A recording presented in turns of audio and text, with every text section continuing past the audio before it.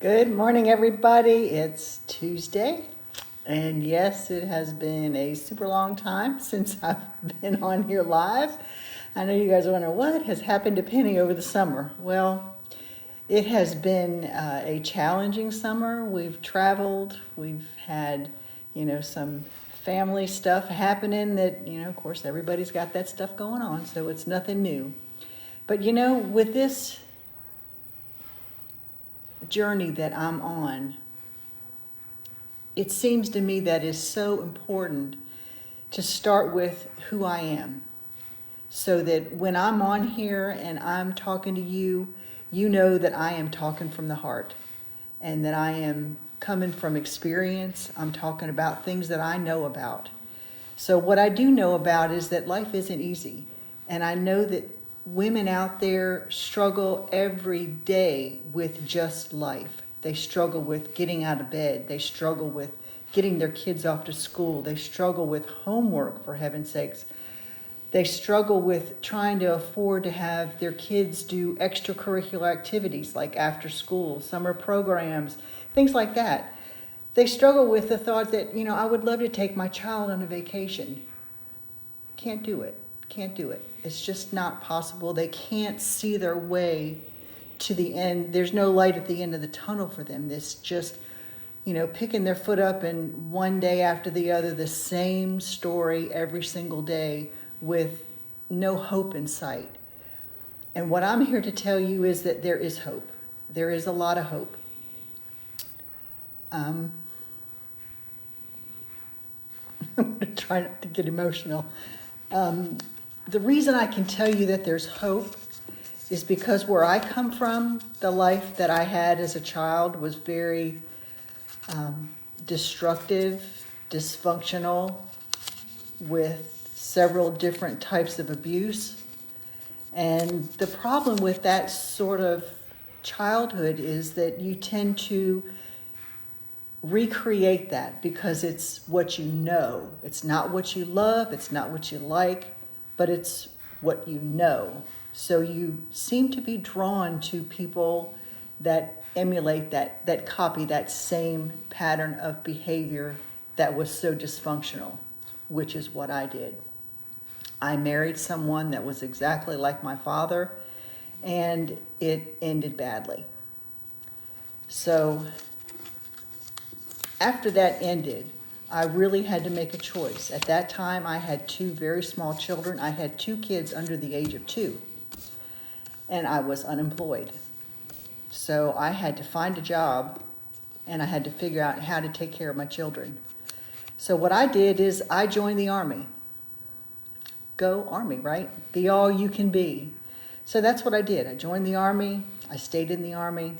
I remarried. I divorced that guy. And I remarried. And I thought I was happy until I realized that I still had married someone that had some of the same traits as my father and my first husband. So here again, I'm in a situation where I'm unhappy, things are not good, and I thought, I'm never going to get out of this vicious cycle that I'm in. And the only thing that was good in my life is I loved the Army. I really did love being in the military. I didn't have to think about what am I going to wear, what about this, what about that. I put on the same uniform, my same boots every single day. I knew exactly what was expected of me. I traveled, I saw Europe. I enjoyed my military career. However, the man that I married that time, and like I said, he was an alcoholic, he committed suicide. And when he did that, he decided that it was going to be best for him if he did that with me watching.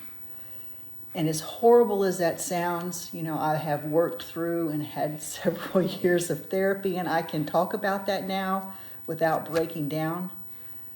But it was probably the most traumatic thing that has ever happened to me in my life up until that point. And I thought, I'm never going to survive this. I am just, because you have guilt, and the trauma of just seeing what happened, you think you're never going to get past this. You just are not going to, it's not going to happen. And I didn't have a mother and a father. My mother died when I was 13 in a very tragic car accident. And of course, my father was out of the picture. So I really was totally on my own. I had nobody to help me. And I was all the way on the other side of the world. I was in Washington State, and everybody that I knew was either in Michigan or Maryland. So I really had nobody close. Anyway, after that happened, I decided that, it was traumatic for me to see a man in uniform. So I got out of the military and I went to Texas and I spent some time with my brother. Well, here again, I'm in another bad situation. In this situation, because I was so traumatized and I really just had to escape, I turned to drugs. Yep, I sure did. Drugs. And it wasn't pretty. It was not pretty at all. And after about a year of that, I told myself that if I did not stop this, I was going to end up dying. So I packed up my little Honda, quit my job, and I got in my car and headed east. And I got on Highway 10 and I drove until I couldn't go any further. I was in Florida. And then I just went south. And then when I couldn't go any further, I went west. And I ended up in Key West, Florida. So there you are, I'm in Key West. And I'm thinking, okay, I've escaped this drug addiction. I'm going to be okay. So I got a little job and started fishing, had a good life. So at that point, you wonder, I look back on the traumas and the tragedies that I have faced in my life. And I think, it is a flippin' wonder that I am here today and I consider myself a sane person.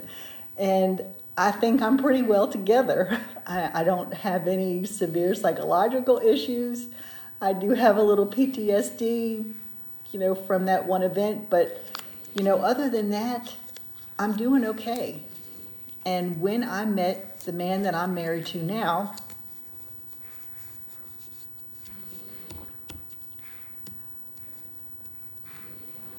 who is the love of my life, I don't know how, it's a wonder. I don't know how I ever deserved him because he's just so wonderful. Excuse me. I mean, he's every single thing that no other man in my life was for me at all. He's kind, he's generous, he's loving, he's thoughtful, he's a great provider, and I have a wonderful life now. So what that brings me up to is to try to tell you that no matter what situation that you're in, trust me, even after decades of pain and trials, believe me, there is always hope. So let me segue into, what I'm doing now. And I look back on the girl that was, divorced with 2 small children. And I think if I had had somebody to come along and offer me a way to support my children and give them the life that I didn't have at that age when I was in my 20s, there's no telling where I would be or where they would be today.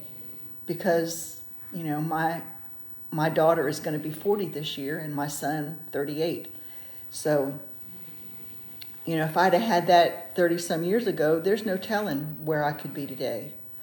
But what I want to do is I'm almost obsessed with giving this opportunity to so many other people. I want women that are single mothers or pregnant with their first child and unmarried, or in a relationship that is dysfunctional, one that they They wish that when they stop working their 2 or 3 jobs, they wish they didn't have to go home because it's not a happy place.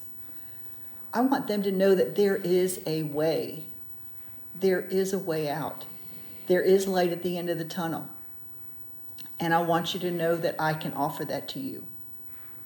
And all you need to do is call me. Contact me. That's all you have to do. And I will have it for you.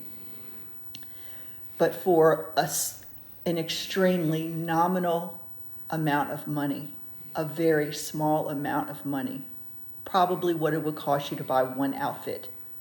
One outfit is what this is going to cost you. With no requirements, you have to have, no one's going to hound you. You don't have to buy a lot of stuff. You buy one thing. You buy one kit, and that's all you have to buy.